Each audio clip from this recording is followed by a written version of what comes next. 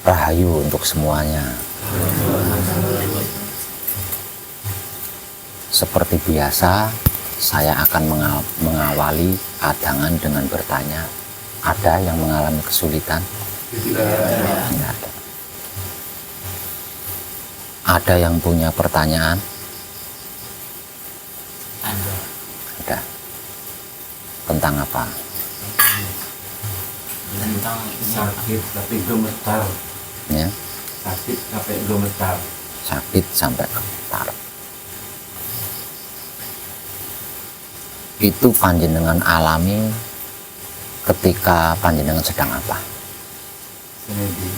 Sedang melakukan samadhi.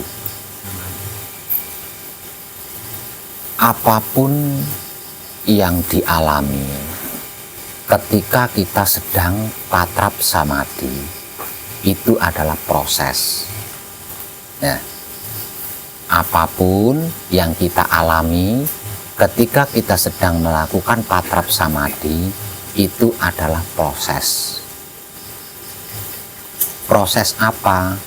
Proses menyelesaikan seluruh masa lalu kita.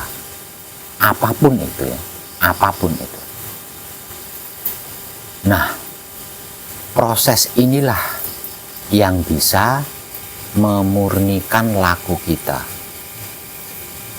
Proses inilah yang bisa membersihkan otak atau pikiran kita, hati atau batin kita, kelamin atau syahwat kita.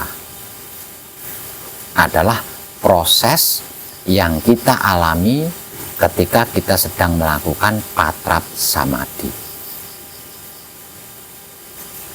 Proses ini bisa berupa dan berbentuk apapun, bergantung dari karma kita, entah itu karma leluhur atau karma diri kita sendiri.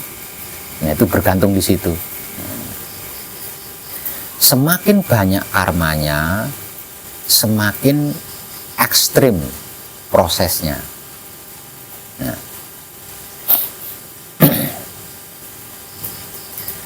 dan bagaimanapun alasannya, itu hanya proses. Proses ini akan berhenti ketika kita mengakhiri patrap samadhi. Dan ketika kita memulai patrap samadhi lagi, proses ini akan terjadi lagi. Dan dia akan berhenti ketika kita mengakhiri patrap samadhi.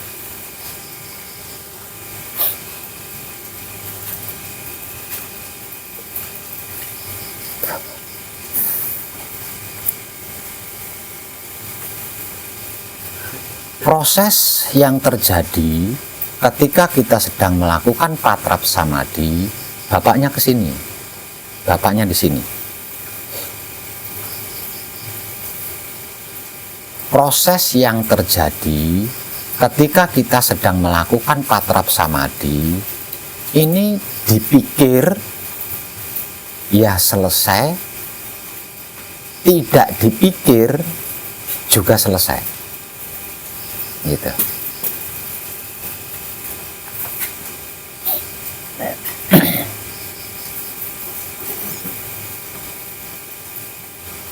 Hanya saja perbedaannya, kalau tidak dipikir,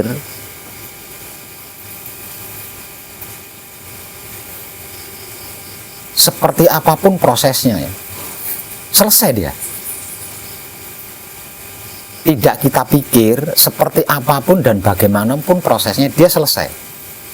Hanya saja selesainya proses ini mulus, tak terhambat.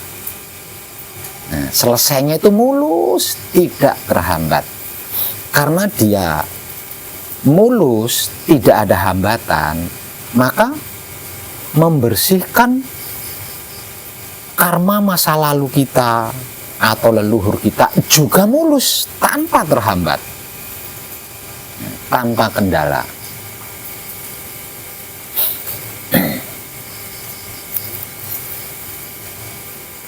Dikarenakan tidak terhambat, dikarenakan tidak ada kendala, maka proses ini semakin cepat, kejadiannya itu semakin cepat dan sangat luas.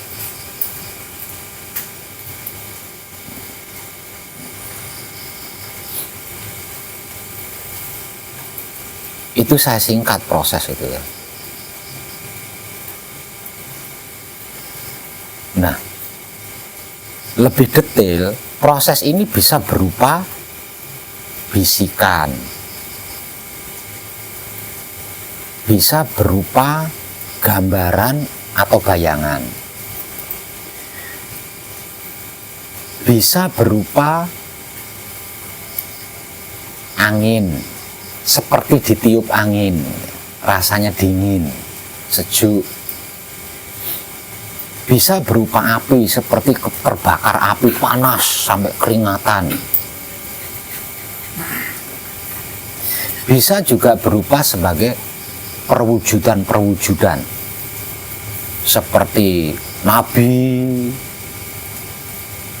seperti wali, seperti leluhur, seperti raja-raja, ratu-ratu, bahkan Tuhan.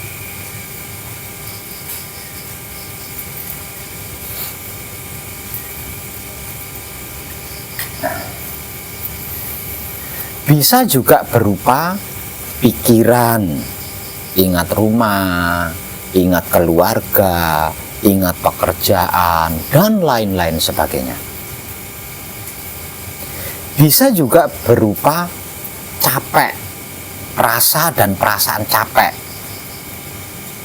atau rasa dan perasaan sakit di kepala, pening, pusing di kepala.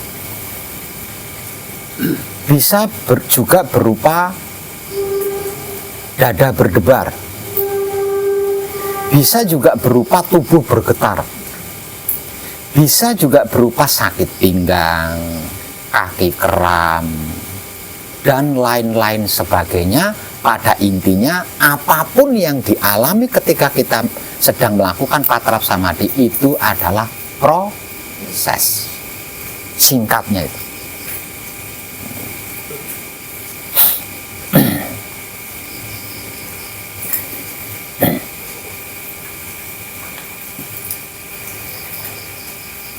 Jika yang dialami terkait diri, berarti itu karmanya sendiri.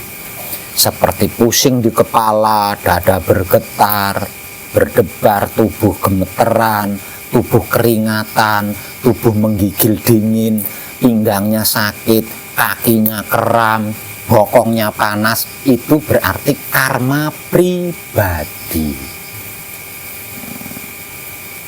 Nah, kalau bisikan, seperti ada angin, seperti ada bayangan, seperti ada perwujudan, ingat rumah, ingat pekerjaan, ingat bisnis, bla bla lainnya, itu berarti karma leluhur atau karma masa lalu.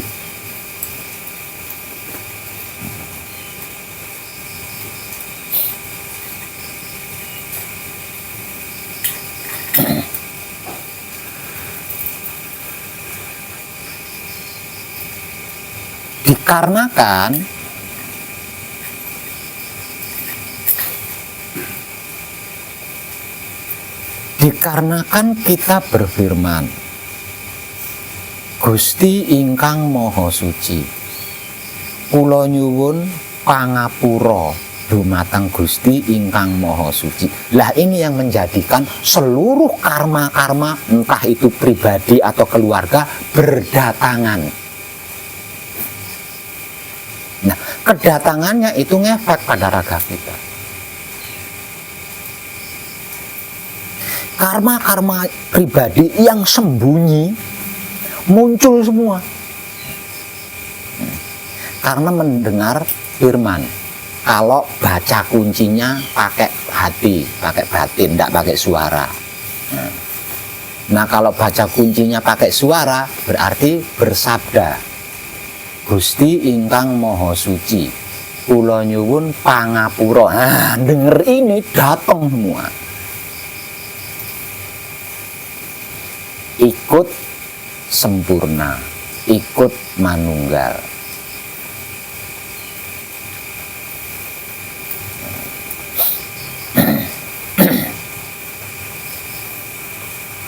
Ditambah lagi siji-siji, loro-loro, telu telonono, siji sekti, loro dadi, telu pandito, siji wahyu, loro grat rahino, telu rejeki. Sejauh dan selembut atau sekecil apapun bisa mendengar. Walaupun panjenengan sudah tidak ingat lagi, kalau dulu panjenengan itu pernah nyubit orang tapi sudah nggak ingat itu, dia mendengar, datang untuk ikut manunggal, untuk ikut sempurna. Dan kesempurnaannya, penyelesaiannya indah tanpa masalah.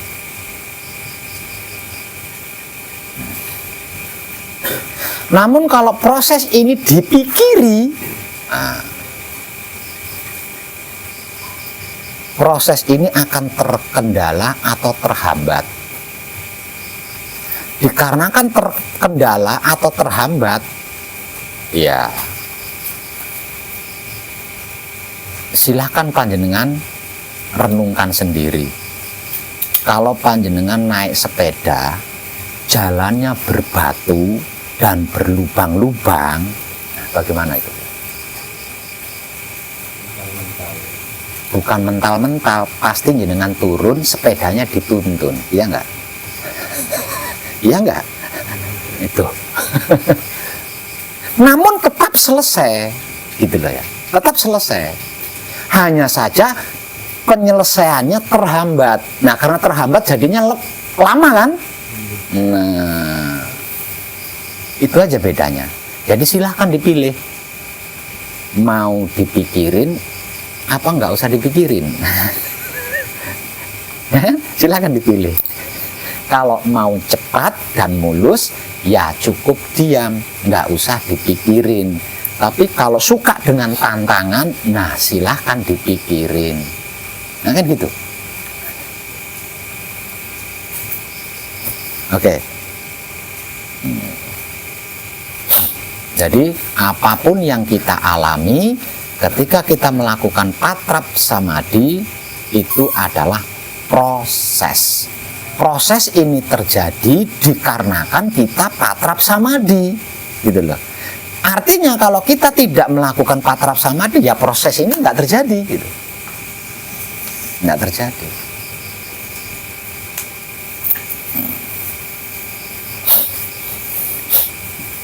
Dan itu atas kemauan kita sendiri.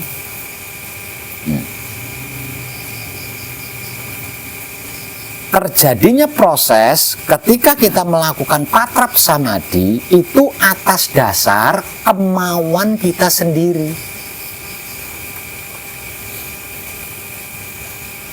Karena kitanya minta diproses.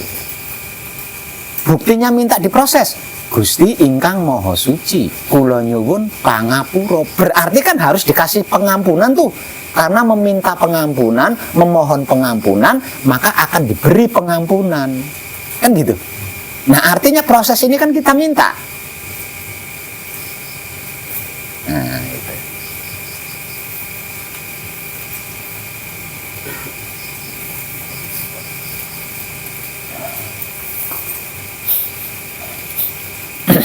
Paham Bapaknya? Nah, kalau kita tidak menghambat kejadian proses ini, maka proses ini akan terjadi, akan berjalan dengan natural, alami.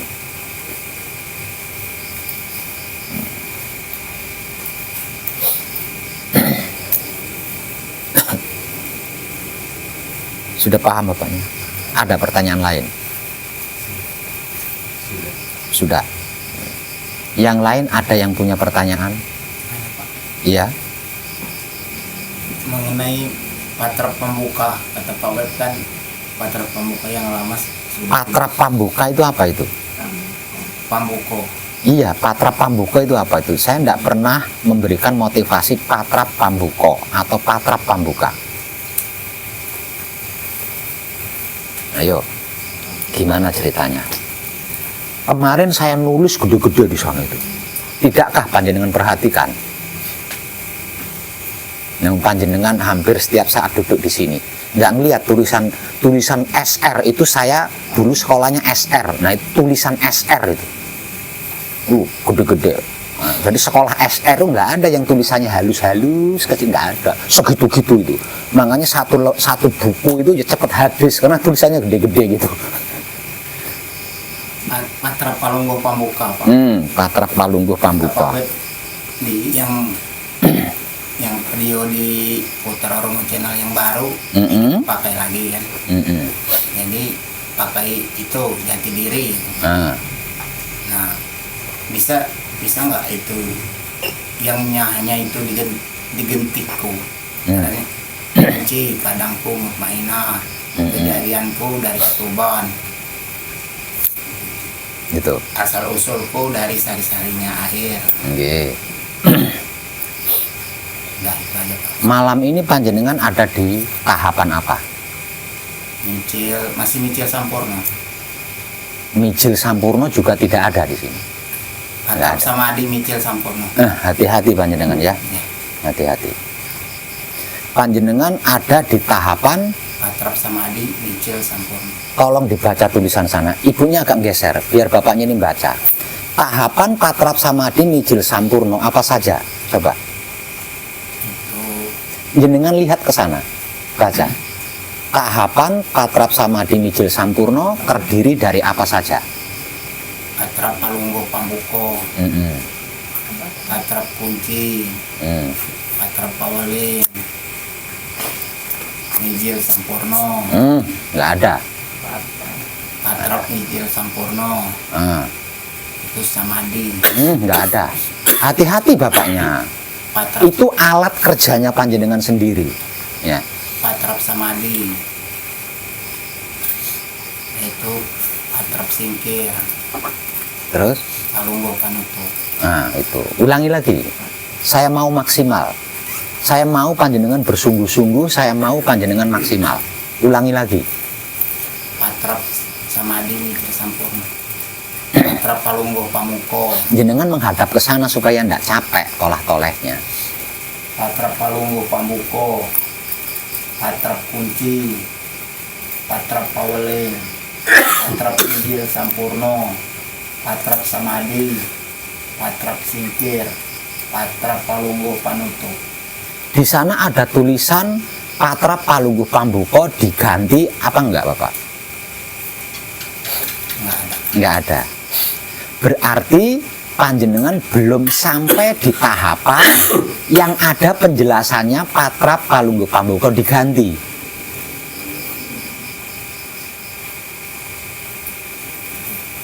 Paham?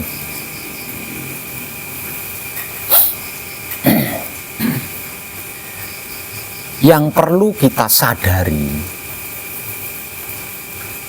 yang harus kita sadari, agar kita punya kemampuan bersyukur,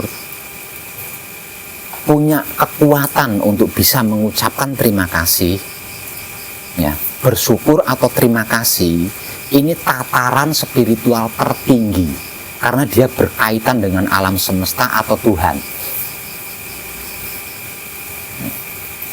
Artinya, tidak semua manusia hidup itu punya kekuatan bisa mengucapkan terima kasih.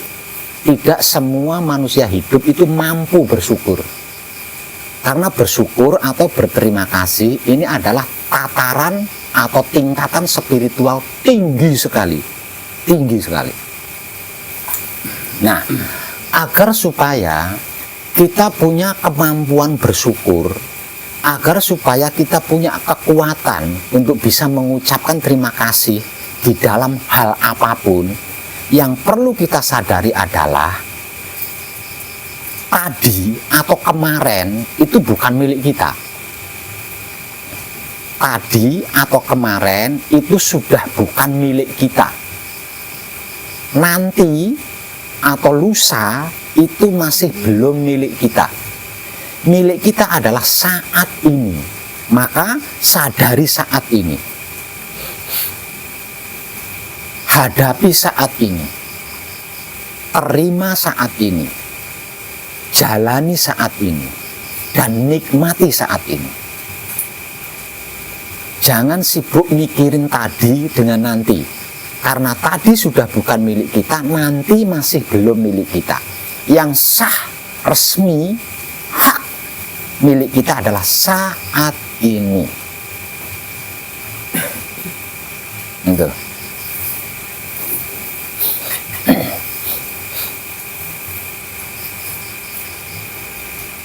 Paham Bapaknya? Jadi ikuti apa yang dimotivasikan. Kalau panjenengan sebelum kesini sering menyimak pencerahan dari saya di YouTube Putra Romo Channel, terutama tentang Palungguh Pambuka, itu soal tahapan. Nah, kalau panjenengan belum sampai di tahapan itu, berarti kan masih belum milik panjenengan. Kenapa resah? Gitu. Nah, kalau tahapan-tahapannya panjenengan sudah sampai di situ, tidak diminta sekalipun, lawang diberikan. Tidak diminta sekalipun, diberikan. Karena itu hak panjenengan. Tidak akan saya rahasiakan, tidak akan saya sembunyikan, tidak saya berikan. Oke Bapaknya. Terima kasih. Ada pertanyaan lain? Cukup. Yang lainnya ada yang punya pertanyaan? Hari ini Pak, tadi itu waktu kita mati kan, kepala rasanya besar berat. Apa itu karma apa? Itu karena panjenengan melakukan patrap tidak siap. Sehingga prosesnya seperti itu, karena prosesnya terhambat. Jadi ketika kita melakukan patrap samadhi, jiwa raga kita itu harus siap. Dikarenakan di dalam jiwa raga kita itu ada 7 titik cakra ini. Ya. 7 titik cakra. Nah, kalau jiwa raga kita tidak siap, maka 7 cakra ini akan menghambat jiwa raga kita. Jadi jiwa raga kita siap atau tidak siap, ketika kita melakukan patrap samadhi, 7 titik cakra ini aktif. Ya. Ketika kita melakukan patrap samadhi, siap tidak siap loh ini ya. 7 titik cakra ini akan aktif. Aktifnya 7 cakra ini saling berkaitan, saling nyambung gitu ya. Nyambung, titik cakra nomor 1 nyambung ke nomor 2, nyambung ke nomor 3. Nah, kalau jiwa raga kita tidak siap, maka tersambungnya ini atau terkoneksinya 7 cakra ini akan menghambat jiwa raga kita. Rasa dan perasaan hambatannya, kepala pening, dada sesek, capek di badan, sakit pinggang, kaki kram, bokong panas. Dan saya nggak suka itu. Saya sukanya yang enak-enak saja, yang mulus-mulus saja. Makanya motivasi yang diberikan ketika panjenengan melakukan patrap samadhi harus sih ya, supaya panjenengan tidak mengalami itu maksudnya. Gitu loh. Waktu masih baca kunci. Iya, karena baca kunci, patrap kuncinya panjenengan tidak siap. Bisa jadi patrap kuncinya panjenengan begini. Atau begini, intinya tidak siap. Nah, pertanyaan saya sekarang, panjenengan paham siap enggak? Ya. Oh enggak. Temenan, paham siap. Berarti pernah melihat TNI latihan ya? Iya. Nah, itu kalau panjenengan pernah melihat TNI latihan, ketika diberi komando sama komandannya, pasti siapnya siap gitu ya. Nggak ada yang siap gitu kan, nggak ada ya. Ada pertanyaan lain Bapaknya? kalau waktu jam 5 pagi kepala ini bunyi lah, ditiup-tiup pakai selang plastik, selang minuman gitu.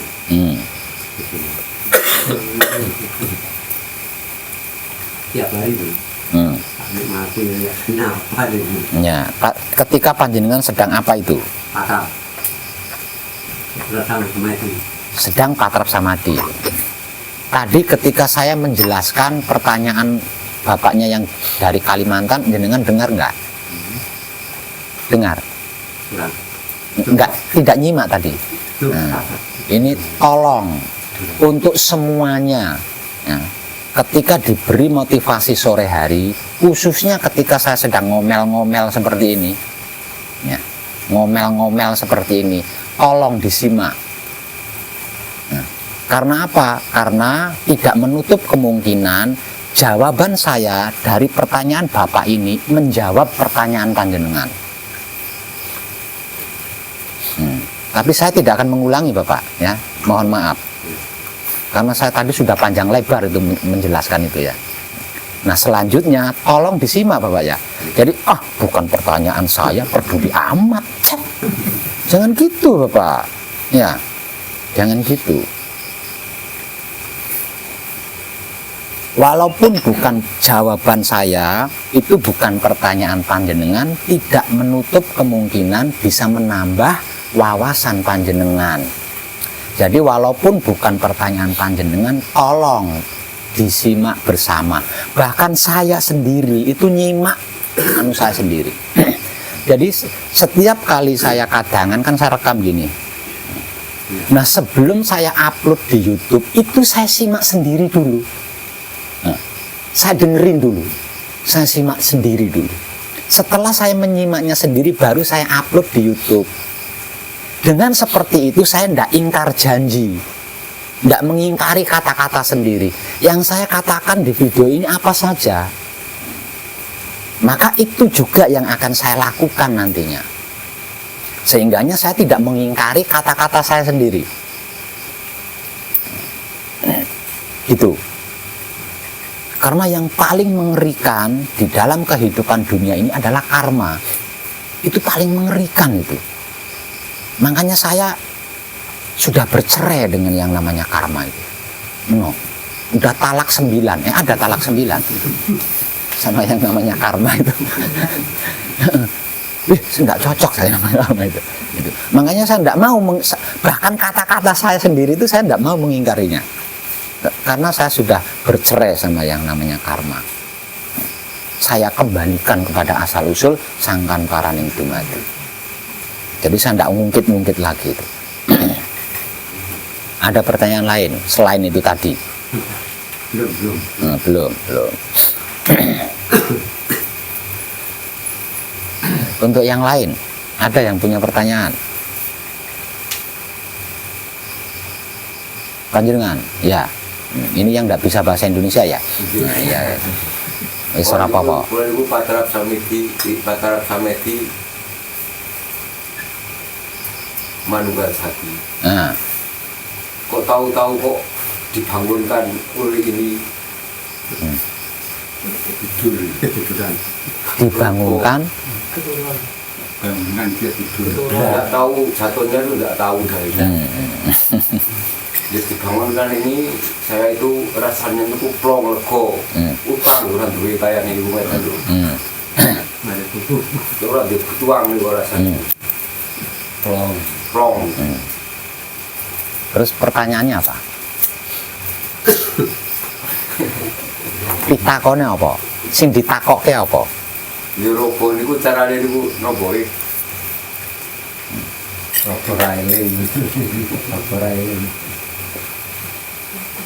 Nang apa kok iso ngalami ngono gitu ya? Nggih. Kenapa bisa mengalami seperti itu?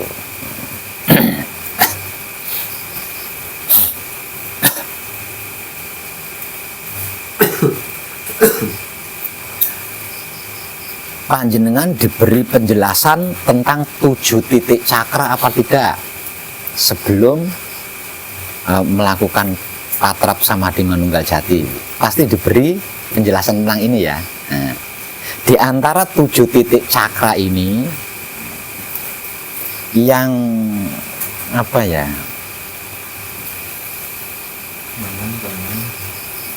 Ya titik cakra kundalini. Titik cakra kundalini itu semuanya hawanya ngantuk kabeh, ya kan? Coba jenengan baca. Mungkin di situ ada ya. Coba jenengan baca ya. Titik kundalini nunggal. Nah, ini juga ya koyo ngantuk. Ya, rasanya itu mirip-mirip dengan ngantuk. Titik kundalini ning atau hening ini juga koyo ngantuk. Ya. Titik kundalini meneng atau diam itu juga nyenggol ngantuk dah. Semuanya nyenggol ngantuk. Lah dari mengambil dari titik kundalini, mengambil dari 4 titik kundalini ini, di sini bisa diambil kesimpulan bahwa pintu gerbangnya Manunggal Jati itu adalah aku pada melok-melok domblong kaya aku. Ngantuk. Ya. Pintu gerbangnya Manunggal Jati itu ngantuk. Jiwa raga kita tidak mampu. Ini digambarkan, ini digambarkan dalam spiritual religi yang mampu, yang bisa berhadapan dengan Tuhan itu adalah Rasulullah. Ya. Bahkan Jibril tidak bisa, ya, tidak mampu. Jibril aja tidak mampu itu. Nah ini sama. Artinya di sini itu jiwa raga kita itu tidak mampu masuk ke ranah Manunggal Jati, itu tidak mampu. Karena ranah Manunggal Jati adalah ranahnya hidup kita, bukan ranahnya jiwa raga kita. Artinya ketika hidup kita masuk ke dalam ranah Manunggal Jati, jiwa raga kita kan ditinggal untuk sementara. Nah, ditinggal oleh hidup sementara berarti nggak mati ya. Istilah lain dari mati, tidur, pingsan. Ya.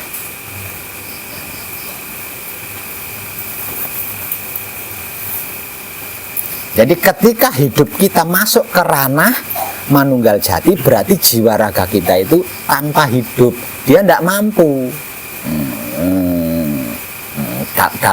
Dalam keilmuan Jawa disebut sebagai lorone atunggil. 2 menjadi 1. Lorone atunggil. Mirip dengan ngantuk. Rasa dan perasaannya itu mirip sekali bukan dengan ngantuk, tapi bukan ngantuk itu. Bukan ngantuk. Namun kalau jiwa raga panjenengan tidak siap, ya ketemu ngantuk. Ketemunya ngantuk. Nah kalau sudah ngantuk ya pasti siap-siap kejelungup di situ ya, siap-siap kejelungup. Seperti itu. Itu proses, tetap proses itu. Namun namanya proses lorone atunggil, proses Manunggal Jati. Makanya diberi motivasi raganya harus siap supaya tidak menghadapi risiko-risiko. Paham bapaknya? Artinya ketika itu panjenengan berhasil sampai di perbatasan Manunggal Jati. Namun dikarenakan panjenengan ketemunya ngantuk, wes. Ya sudah mandek di situ di perbatasan itu tadi. Yeah. Sehingganya jiwa raga panjenengan tidak bisa menyaksikan kemanunggalan antara hidup dengan maha hidup. Harusnya jiwa raga menyaksikan kemanunggalan antara hidup dengan maha hidup. Nah kalau ketiban ngantuk ya tidak bisa menyaksikan.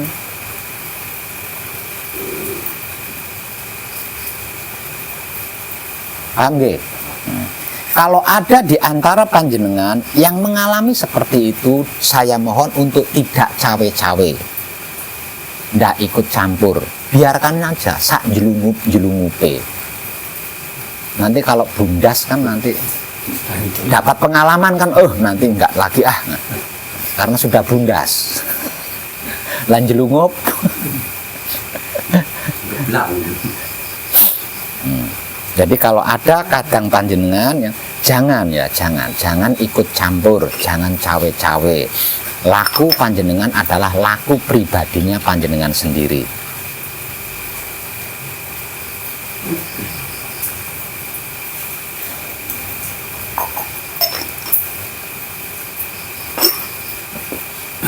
Paham? Baik. Yang lain ada pertanyaan. Ada pertanyaan lagi panjenengan? Oh sampun. Yang lain ada pertanyaan enggak? Yang lainnya?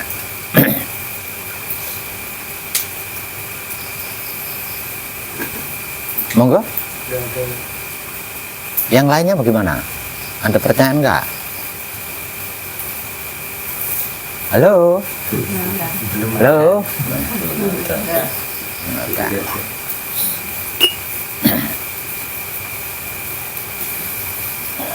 Kalau tidak ada, maka malam ini maka kadangan kita malam ini saya akan memberi pencerahan kepada panjenengan tentang apa dan bagaimana itu putra kekudangane Rama.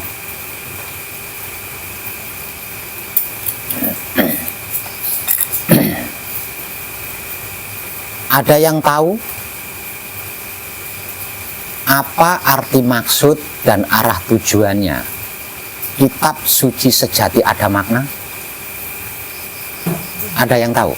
Belum tahu. Berarti yang laki-laki sudah tahu semua ya? Hebat perempuan. Oh, laki-laki juga belum?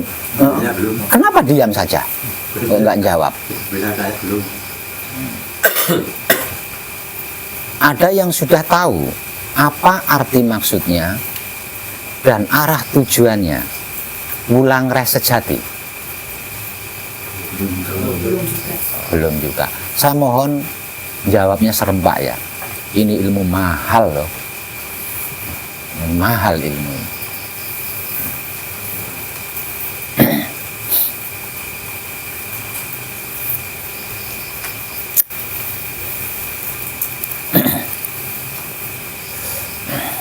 Belum ada yang tahu juga. Ada yang sudah tahu tentang arti maksudnya dan arah tujuannya berbudi bawa laksono? Belum juga. Kalau belum, kenapa kemarin jenengan tidak bertanya? Kan kemarin kita membahas itu kan? Kenapa panjenengan tidak bertanya? Ngerjain saya supaya malam ini saya menyelesaikan begitu. Nah ini saya tahu. Kenapa? Karena sebelum videonya saya upload, saya simak dulu gitu. Video ini saya simak dulu. Loh, kok penjelasan tentang kitab suci sejati ada makna, tentang Wulang Res Sejati, tentang berbudi bawa laksono kok nggak ada? Oh, berarti harus saya selesaikan. Makanya malam ini saya datang lagi ke sini untuk melakukan kadangan. Itu. Coba kalau main upload saja, begitu selesai saya rekam terus main upload, saya nggak tahu. Nah akhirnya banyak yang bingung kan, opo bisa meraba-raba tok isine. Maka malam ini saya akan memberikan pencerahan kepada panjenengan tentang apa dan bagaimana arti maksudnya serta kemana arah tujuannya putra kekudangane Rama.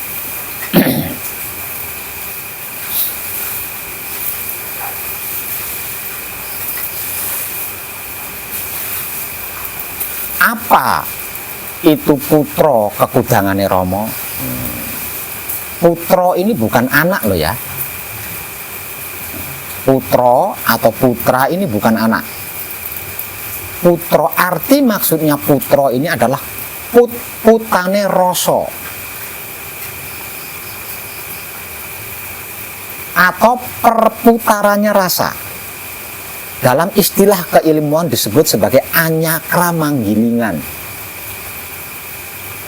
Ini kalau dalam keyakinan Hindu difilosofikan sebagai senjata cakra sudarsana yang dipegang oleh Dewa Wisnu. Muter terus, nggak ada berhentinya. Muter terus. Itu tentang sains alam semesta.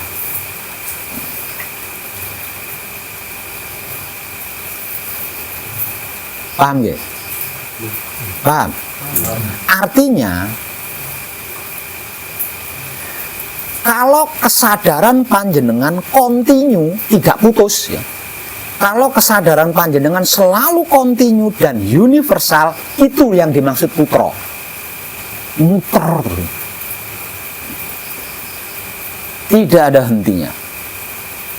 Itulah yang dimaksud putra.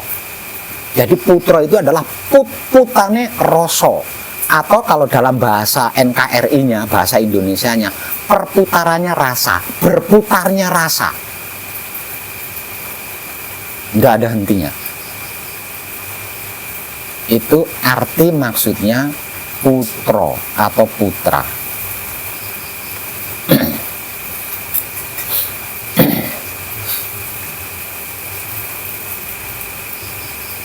Apa itu kekudangan?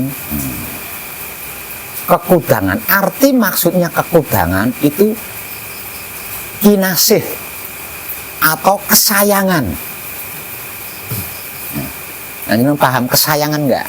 Pasti panjenengan punya sesuatu kesayangan itu. Sesuatu yang paling dikasih itu pasti punya. Jadi arti maksudnya kekudangan adalah kinasih kalau bahasa Jawanya. Kalau bahasa NKRI-nya kesayangan.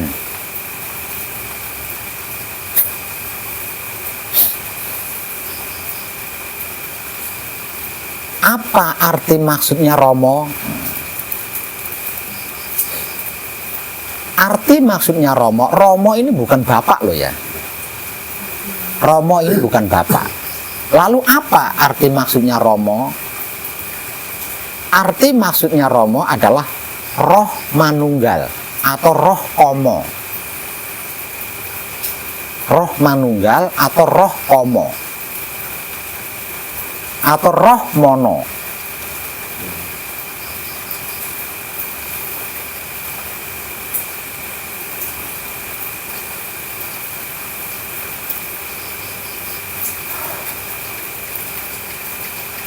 Komo, mono, manunggal, arti maksudnya satu.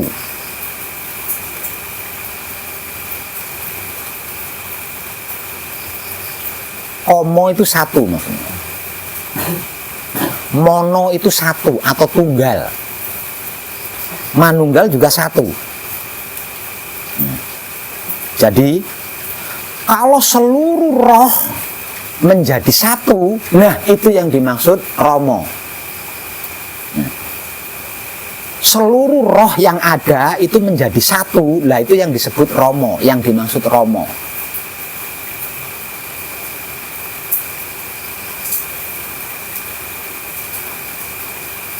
Jadi kesimpulannya, arti maksudnya Romo adalah bersatunya atau menyatunya atau manunggalnya seluruh roh.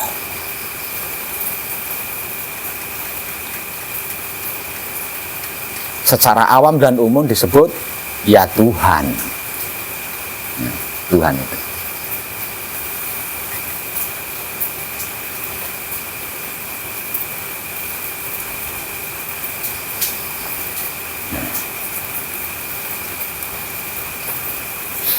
Nah, Romo ini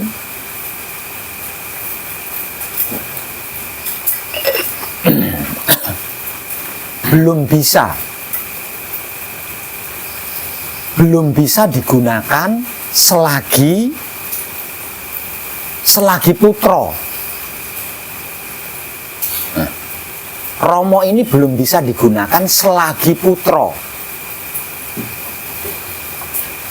Masih ingat nggak tadi penjelasan tentang putra itu apa? Masih ingat nggak? Nah, selagi alam semesta ini masih berputar, kehidupan di dunia ini masih ada, Romo ini belum bisa disabdakan atau difirmankan. Dalam bahasa sederhananya diucapkan itu belum bisa. Karena apa? Karena Romo ini belum ada. Belum ada. Kenapa Romo belum ada? Lah, masih banyak roh yang menempati jenengan-jenengan ini belum pada kembali semua. Berarti Romo kan belum ada. Ya? Romo adalah roh mono, roh tunggal, roh manunggal. Jadi dari pemaknaan ini bisa diambil kesimpulannya bahwasanya arti maksudnya Romo itu adalah bersatunya seluruh roh. Lebih detailnya, kalau seluruh roh, seluruh ruh, semua ruh menjadi satu, lah itu yang disebut Romo. Jadi selagi kehidupan di dunia ini masih berputar, masih ada, Romo ini belum ada. Ya. Karena apa?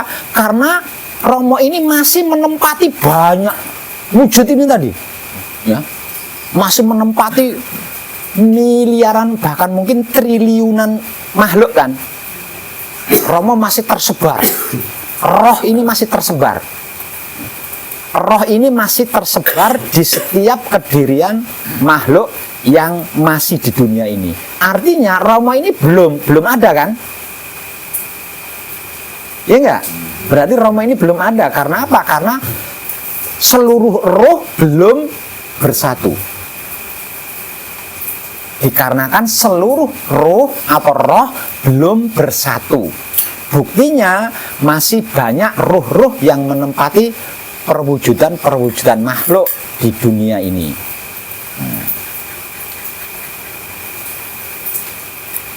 Romo ini walaupun belum ada dan tidak bisa disabdakan atau difirmankan, namun Romo ini tetap dia sebagai kampung halaman, sebagai rumah atau sebagai tempat kembalinya seluruh roh. Jadi kalau ada wujud makhluk yang bercerai dengan roh, maka roh ini akan kembali kepada yang nantinya di titik akhir disebut Romo. Di titik akhir sudah nggak ada roh ya, sudah nggak ada roh yang tersebar, sudah tidak ada roh yang berceceran ke sana sini. Nah, Romo ini kan mulai ada. Artinya Romo ini akan berlaku di titik akhir kehidupan roh. Jadi kalau kehidupan roh ini masih ada, belum berakhir, Romo ini belum ada. Ya sudah ada tapi belum bisa disebut Romo, itu belum bisa gitu loh. Karena apa? Karena masih ganjil. Ya? Masih ganjil. Nah, di sini yang dimaksud, bahwa yang dimaksud Tuhan itu ganjil itu di sini. Nah, jadi selama masih ada makhluk hidup di dunia ini, maka Tuhan itu ganjil. Belum bisa disebut Romo. Disebut Romo itu belum bisa. Karena dia masih ganjil, belum genap. Dikarenakan masih ada roh yang bercecer. Belum kembali kepadanya. Hil, maksudnya? Oke.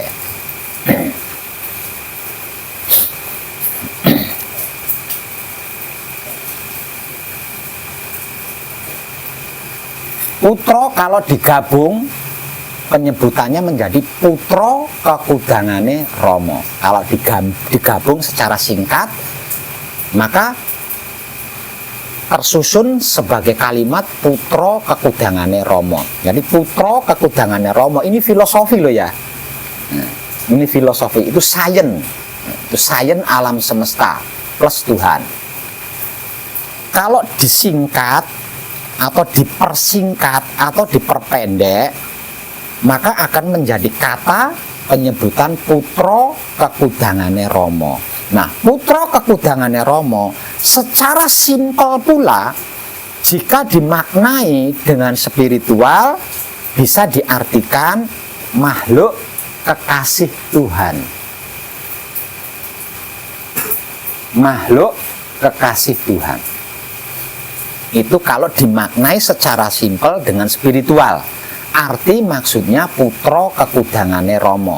Putro kekudangane Romo kalau diartikan secara simpel dengan spiritual, maka maksudnya adalah makhluk kekasih Tuhan atau waliullah kalau istilah spiritual religinya, waliullah. Itu singkat, paling simpel. Jadi bisa diambil kesimpulan secara singkat, putra kekudangane Rama adalah waliullah atau kekasih Tuhan. Paham ya?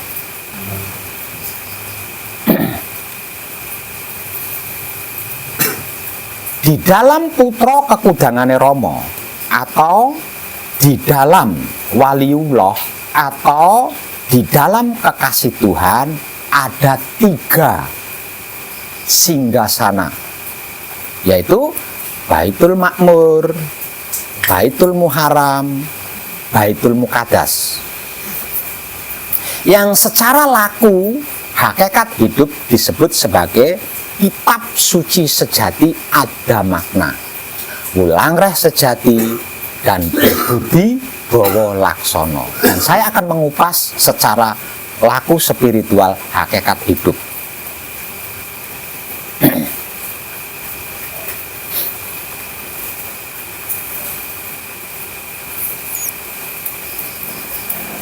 Apa itu kitab suci sejati ada makna?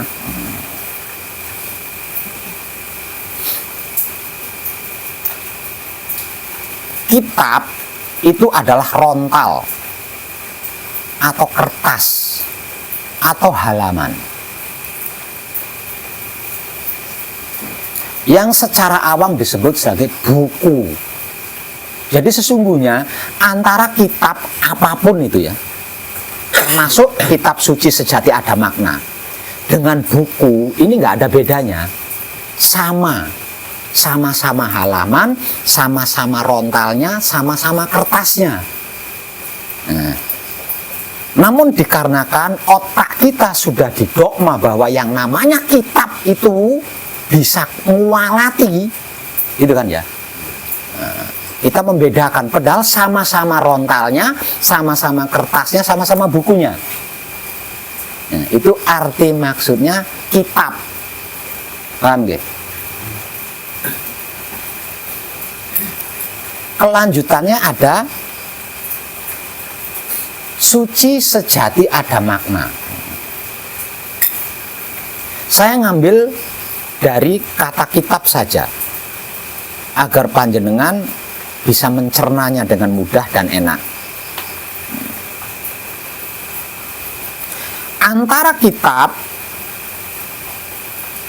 entah itu dari rontal atau dari kertas, dengan yang disebut buku ini berbeda. Ya. Ini berbeda. Perbedaannya di mana? Perbedaannya kalau buku bisa ditulis model apapun, bisa dicoret-coret model apapun. Nah, kalau kitab itu sudah terisi oleh para pendahulu kita dulu. Jadi tidak bisa dioret-oret, diubah-ubah, itu tidak bisa. Ini itu perbedaannya antara kitab dengan buku. Entah sama-sama dari rontal atau dari kertas atau tidak.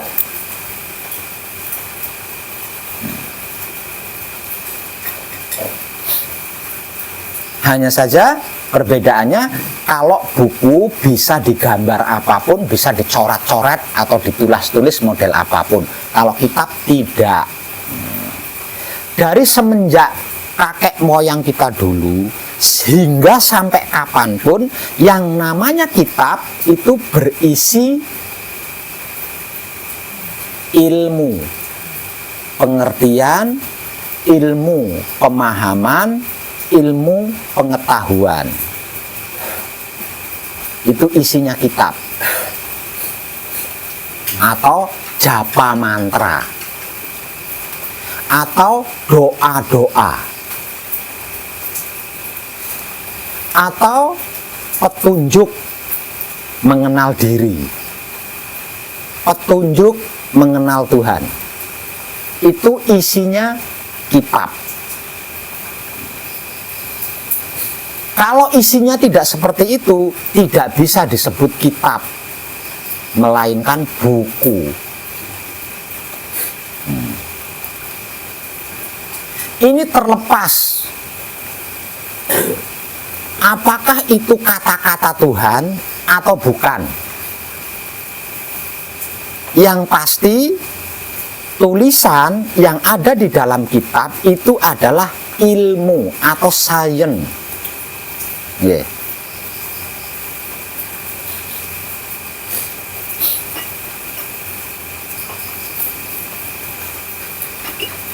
Itu yang dimaksud kitab.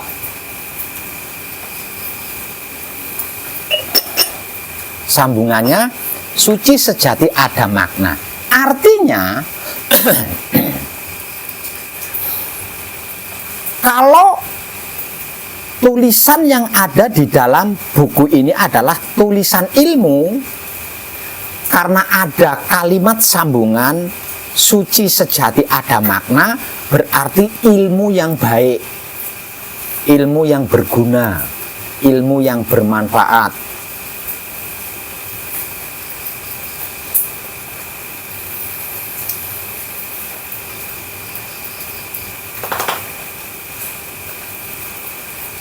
Nah, kalau yang tertulis di dalam kitab itu tentang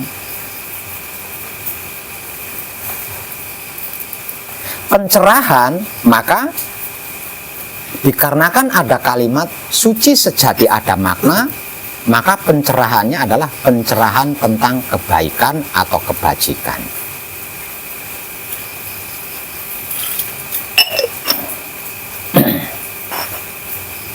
Sudah paham belum jenengan? Sudah paham belum? Nah, dan itu adalah wujud kita. Itu adalah wujud kita.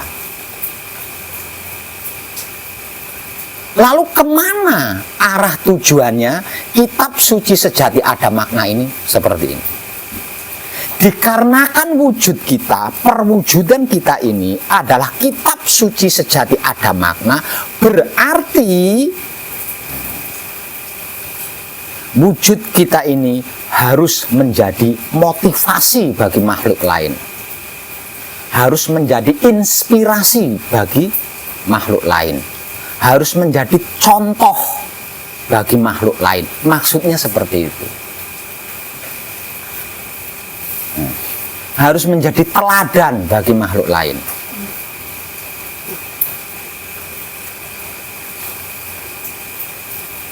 Itu arah tujuannya kitab suci sejati ada makna, wujudiro, wujudmu.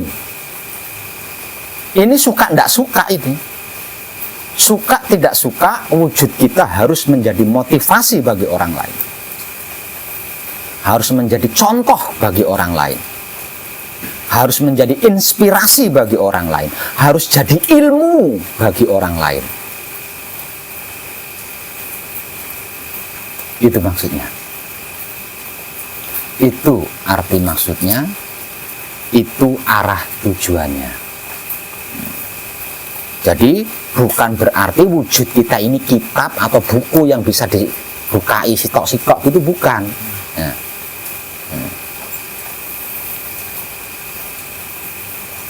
Jadi manakala ada orang lain termotivasi oleh panjenengan, berarti panjenengan berhasil menjadi kitab suci sejati ada makna. Kalau ada orang lain terinspirasi dari panjenengan, berarti panjenengan berhasil menjadi kitab suci sejati ada makna. Ada orang lain mencontoh panjenengan, berarti panjenengan menjadi kitab suci sejati ada makna. Oke. Kitab suci sejati ada makna, wujud tiro bagi sesama makhluk hidup. Itulah tanda putra kekudangane Rama. Itulah tanda waliullah. Itulah tanda kekasih Tuhan.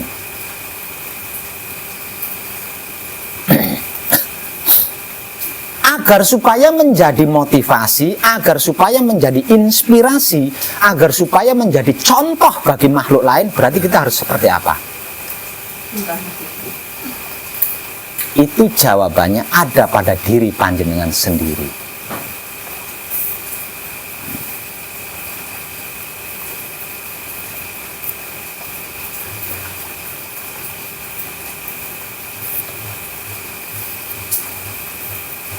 Paham?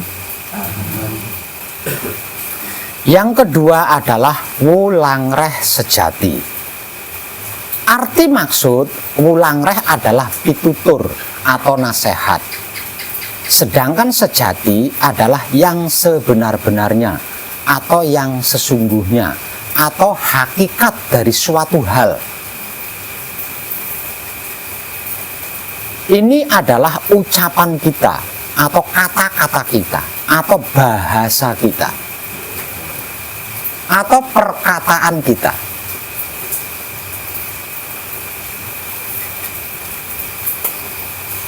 Itu adalah arti maksudnya wulangreh sejati. Paham nggih? Arah tujuannya wulangreh sejati kemana? Secara simpel, arah tujuan daripada wulangreh sejati tak lain dan tak bukan adalah bloko suto, blak kotak apa adanya, tanpa tedeng aling-aling, alias jujur tentang spiritual loh, ya, tentang spiritual ini. Artinya, ketika ada orang lain bertanya tentang jati diri kepada panjenengan dan panjenengan menjawabnya dengan apa adanya, berarti panjenengan berhasil melakukan wulangreh sejati. Ketika ada orang lain bertanya tentang Tuhan dan panjenengan menjawabnya dengan apa adanya, berarti panjenengan berhasil melakukan wulangreh sejati.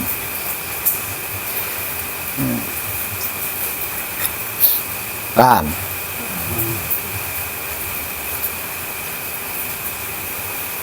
Blak kotak apa adanya, tanpa tedeng aling-aling, atau secara simpel jujur tentang spiritual jati diri dan tentang ketuhanan maksudnya. Ini luas ini, ya, ini luas. Jati diri adalah realita yang nyata. Begitu juga dengan yang dimaksud Tuhan adalah realita yang nyata, bukan gaib. Kedua-duanya bukan gaib. Jati diri manusia hidup tidak gaib dan bukan gaib. Yang dimaksud Tuhan juga bukan gaib dan tidak gaib. Ketika ada orang lain bertanya tentang dua hal ini, panjenengan harus menjawabnya bloko suto, blak kotak, tanpa tedeng aling-aling, jujur.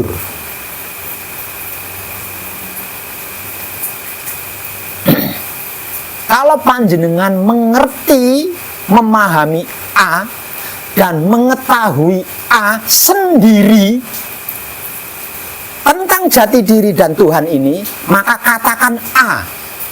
Jangan dikurangi, jangan ditambahi, jangan diotak-atik.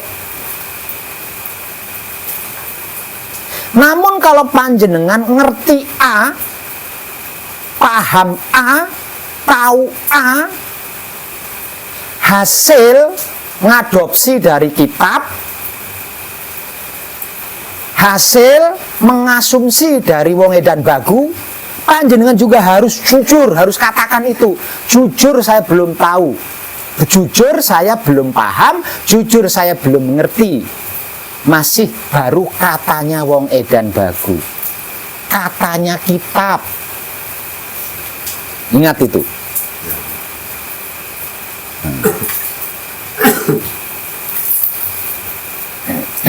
Itu arah tujuan, itu arti maksud dan arah tujuannya wulangreh sejati.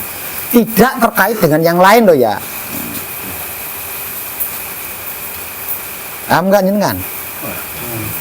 Nah, jangan sampai gagal paham. Ada tahu kedua matanya melihat tetangganya selingkuh. entah suaminya atau istrinya. Kalau suaminya yang selingkuh, nah, terus ketemu sama istrinya, Mas, kamu tadi tahu suamimu? Oh, suamimu sedang selingkuh di sana. Nah, bukan itu loh ya. Ini tentang spiritual, ini tentang Tuhan. Kalau itu namanya panjenengan mencelakai orang lain. Nah, pulangre sejati ini kaitannya dengan jati diri dan Tuhan. Kaitannya dengan hidup dan maha hidup, bukan tentang yang lain. Oke. Nah, kalau kitab suci sejati ada makna, itu universal itu. Karena dia tentang otak.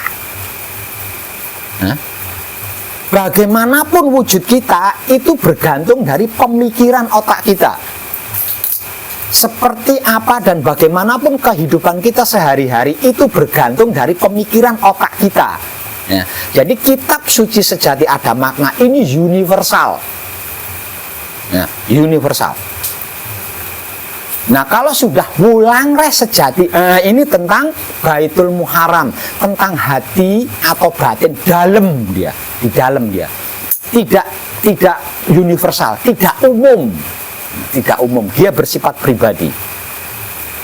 Dan hanya tentang jati diri serta yang dimaksud Tuhan.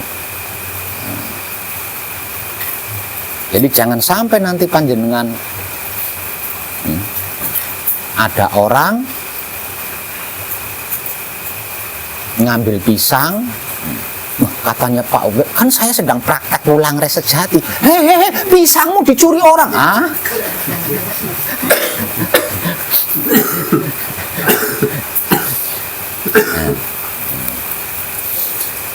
Lah, dikarenakan saya sedang mempraktekkan Wulangre sejati, maka pembelajaran model apapun terkait ini saya nggak bisa bohong sama panjenengan. Belak kotak. Manakala saya mengutip tulisan dari kitab, saya katakan kan. Manakala saya mengetahuinya sendiri, mengerti sendiri, paham sendiri, juga saya katakan dengan apa adanya.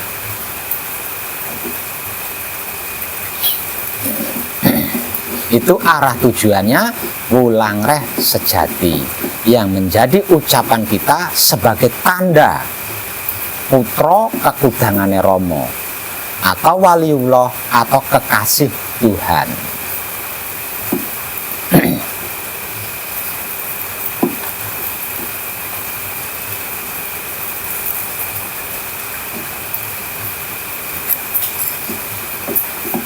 Yang ketiga, berbudi bawa laksana. Itu adalah wujud kita.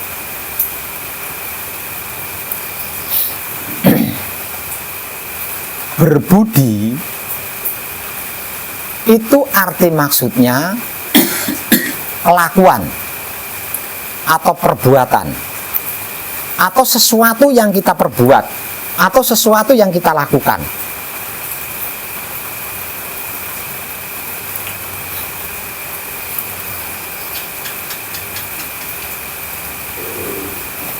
Bersifat kebaikan atau kebajikan.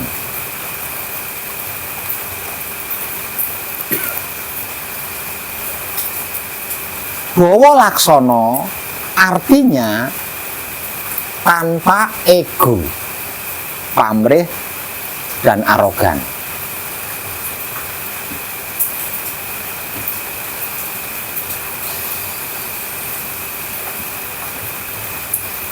Kemana arah tujuannya? Berbudi bawa laksana yang menjadi kelakuan kita ini, tingkah laku kita ini, yang menjadi tanda sebagai putra kekudangane Rama atau waliullah atau kekasih Tuhan. Maksudnya seperti ini. Tujuannya seperti ini.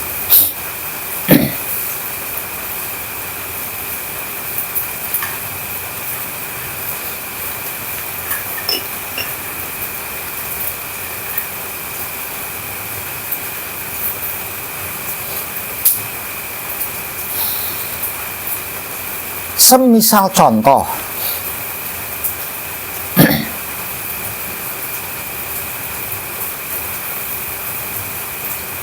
kalenan atau parit di depan rumah panjenengan tersumbat sampah, tertimbun longsoran-longsoran tanah di kanan kirinya, dan itu berdampak membanjiri satu desa. Nah, satu desa.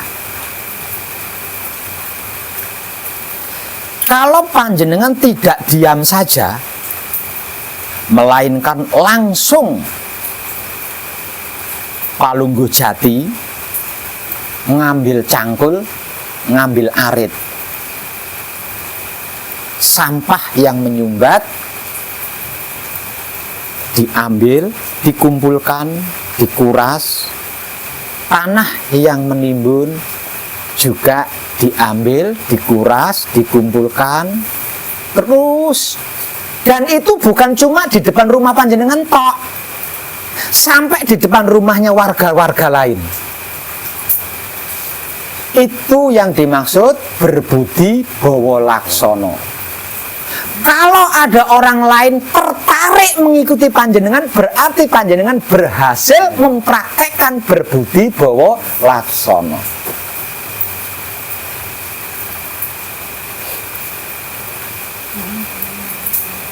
Nah, itu satu contoh. Perlu saya kasih contoh yang lain? Perlu. Tapi jangan sitok aja cukup loh jangan. Itu ya cukup. Contoh yang lain, yang sederhana-sederhana saja ya, nggak usah banyak-banyak.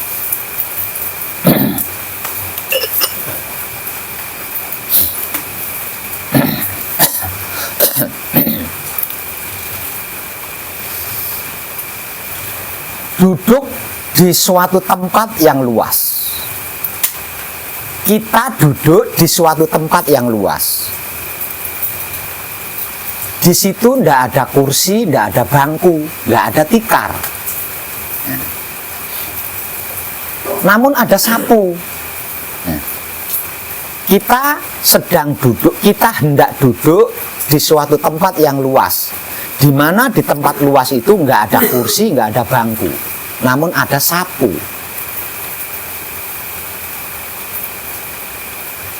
Sudah pasti dong, ketika kita hendak duduk, kita akan menyapu terlebih dulu tempat tersebut, iya enggak? Namun kalau seluruh tempat itu panjenengan sapu semuanya dengan bersih, berarti panjenengan berbudi bawa laksono. Namun kalau yang disapu cuma tempat duduk panjenengan saja, panjenengan tidak berbudi bawa laksono.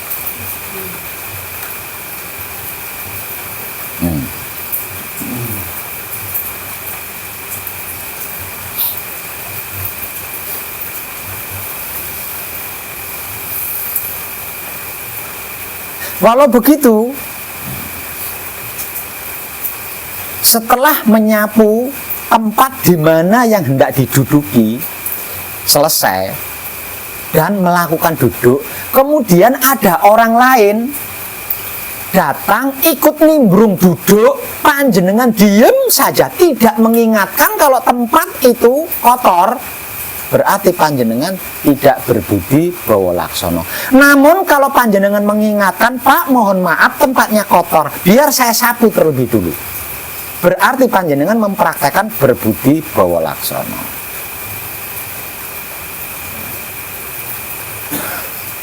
Setelah selesai disapu, kemudian orang lain yang ikut nimbrung duduk dipersilahkan. Dan ketika orang lain duduk, ketika orang lain hendak duduk, karena panjenengan persilahkan, teman sudah bersini, panjenengan tahu di situ ada tembeleknya. Oh maaf Pak, ada tembeleknya. Berarti panjenengan berbudi bawa laksono. Kalau panjenengan diem aja dan orang itu menduduki telek lincung, ya berarti panjenengan kelewatan, kebangetan. Itu arti maksudnya berbudi bawa laksono. Secara simpel, melakukan kebaikan untuk banyak orang tanpa ego, pamrih, arogan. Berbudi bawa laksono adalah kebaikan yang dilakukan demi atau untuk banyak orang dan tanpa ego, pamrih, arogan. Itu yang dimaksud berbudi bawa laksono. Itu arah tujuannya berbudi bawa laksono.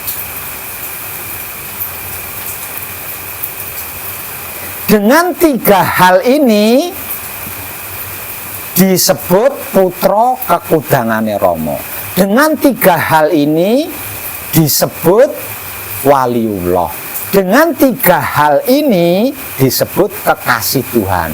Namun bukan kita yang menyebutnya, orang lain itu. Ya, jadi jangan ngaku-ngaku kitab suci, jangan ngaku-ngaku waliullah, jangan. Itu orang lain loh yang menyebut. Kalau di setiap harinya bertuhan dan bermasyarakat seperti itu, pasti orang lain akan menyebut panjenengan benar-benar kekasih Tuhan orang ini, benar-benar waliullah wong iki. Kalau istilah kitanya putra ketudangane Rama tenan. Namun karena panjenengan masih manekung atau gembleng, kalau lantai kotor awas, jangan lo ya, jangan nyapu. Kalau panjenengan sudah selesai, oke.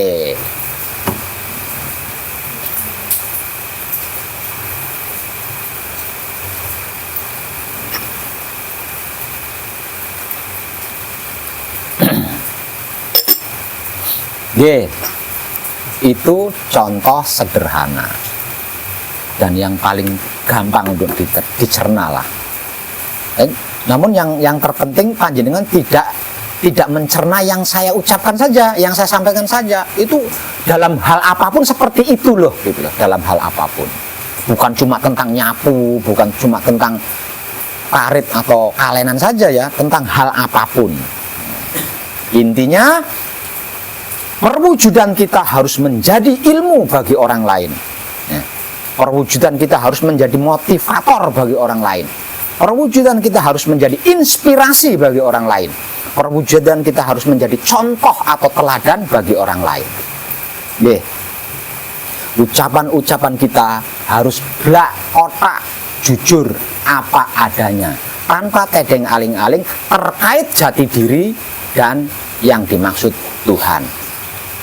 Tingkah laku kita atau kelakuan-kelakuan kita harus demi banyak makhluk, untuk alam semesta lah secara simpel, bukan untuk pribadi.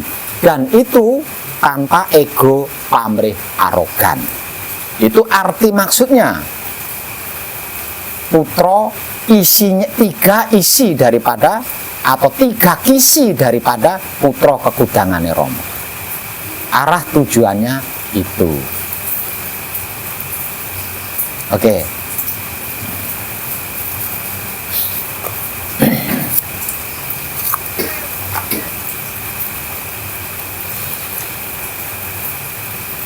Nah, dari apa yang sudah saya sampaikan, kita bisa mengambil kesimpulan.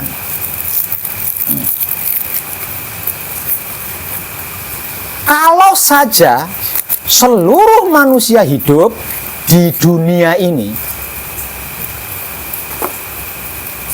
adalah putra kekudangane Rama, yang berarti maksud wujudnya adalah kitab suci sejati ada makna, ucapannya adalah wulangre sejati, tingkah lakunya adalah berbudi bawa laksono. Kira-kira bencana alam ada nggak? Kehilangan panci ada nggak kira-kira?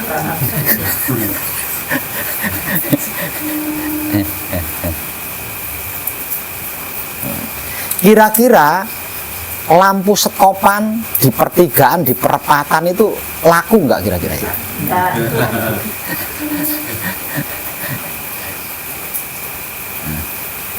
Rambu-rambu penyeberangan anak mau sekolah itu kira-kira berlaku nggak ya?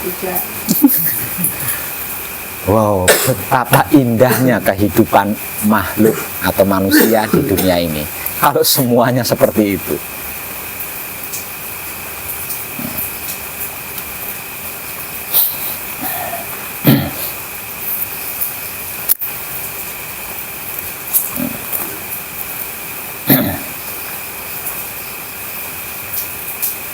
Nggih. Dan hanya putra kekudangane Rama yang bisa nglungguhake asma bagi yang lainnya.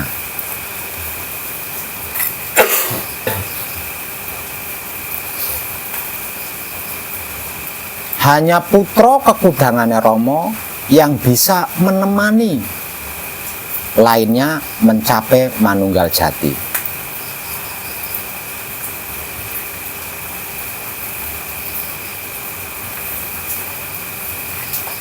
Dan hanya putra kekudangane Rama yang punya hak menggunakan jati dirinya. Kalau tidak bisa. Dikarenakan ada karmanya, ada hukum karmanya. Contoh,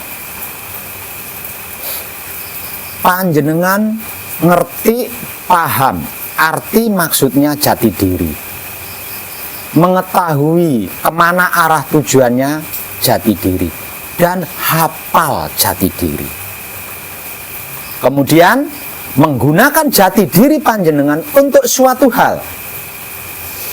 Namun wujud panjenengan bukan sebagai kitab suci sejati ada makna. Ucapan-ucapan panjenengan di setiap harinya bukan sebagai wulang res sejati. Kelakuan-kelakuan panjenengan di setiap harinya bukan sebagai berbudi bawa laksono. Jati diri panjenengan tetap mengerjakan, tetap melakukan apa yang menjadi rasa dan perasaan panjenengan. Namun ada balasannya. Ada tanggung jawabnya, atau ada karmanya.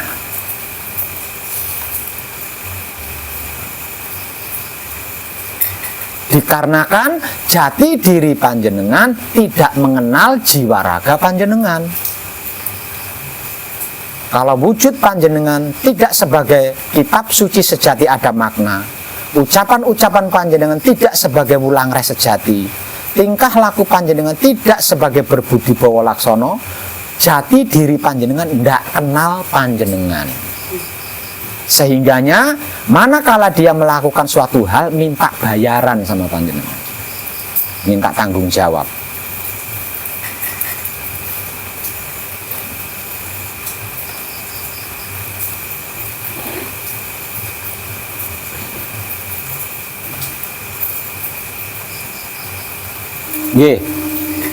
Terlebih lagi sampai berani nglungguhake asmonya orang lain.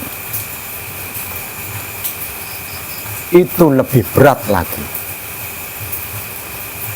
Tidak bersifat pribadi saja, namun yang asmonya dilungguhkan juga mendapatkan dampak.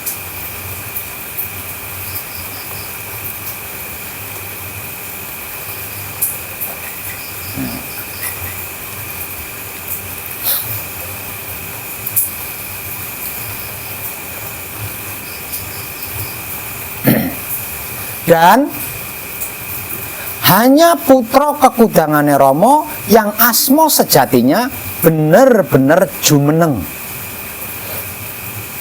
ketika beribadah, dan benar-benar lungguh ketika selesai beribadah.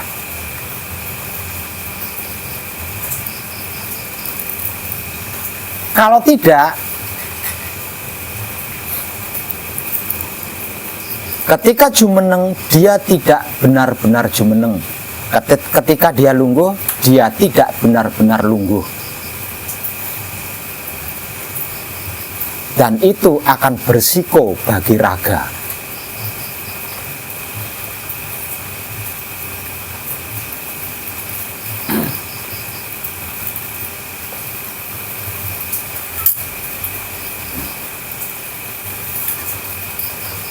Dan hanya putra kekudangane Rama yang bisa bertatap wajah dengan yang dimaksud Tuhan. Selain putra kekudangane Rama tidak akan punya kemampuan untuk bertatap wajah secara langsung dengan yang dimaksud Tuhan.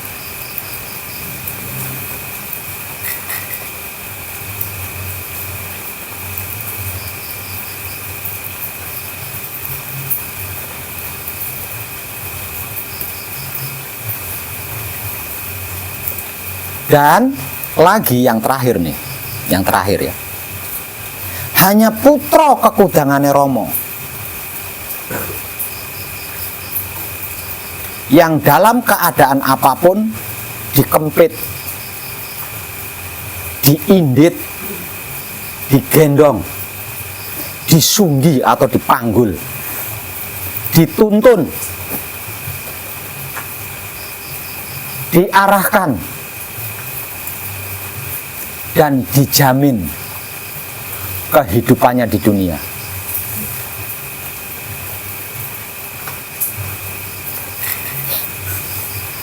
Nah, ini sudah mencakup semuanya nih. Yang terakhir ini sudah mencakup semuanya nih. Mau nyari apa jenengan? Kurang apa jenengan kalau sudah seperti itu? Kurang apa jenengan kalau sudah seperti itu?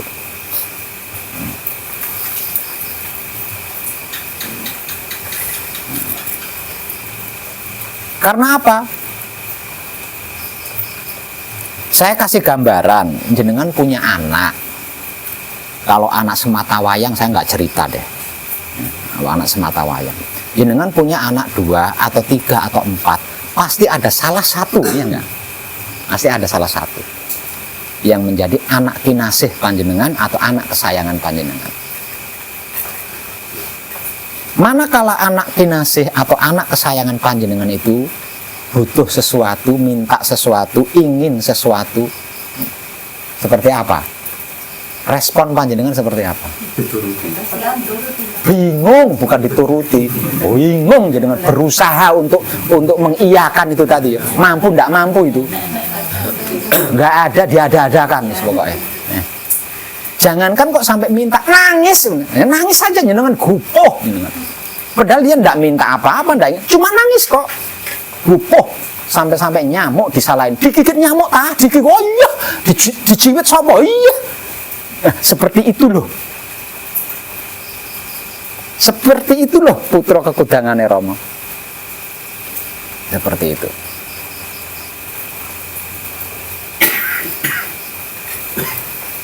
Oke? Kadangan kita malam ini cukup. Terima kasih dan tercerahkan kita semuanya. Terima kasih.